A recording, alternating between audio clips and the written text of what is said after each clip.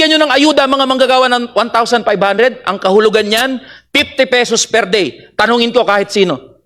Ang mga opisyal ho natin, kumikita, sumasahod, 200, 300,000 kada buwan. Pinagmamalaki ng executive at ng administrasyon, nagbibigay sila ng ayuda.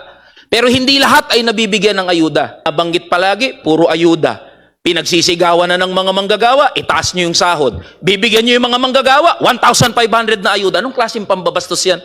Alam nyo ho ang posisyon ng mga regional wage boards at ng DOLE? Wala nga asahan na taas sahod sa Mayo 1. Yusek Adriano, magkano po ang salary grade ng isang undersecretary sa DOF po? 30 ang USEC?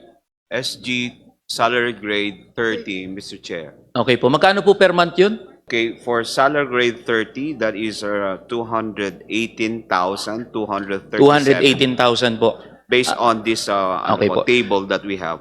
Director, magkano po salary grade nyo, Director? 26. if I'm Magkano not po per mistaken. month yun? That would be 137. 37. Ayun po ang punto ko, Mr. Chair. Karamihan ho, ang mga opisyal ho natin, kumikita, sumasahod, 200, 300,000 kada buwan. Kaya hindi nila alam mabuhay gaya ng isang minimum wage earner, lalong-lalo sa panahon ngayon na may krisis tayo.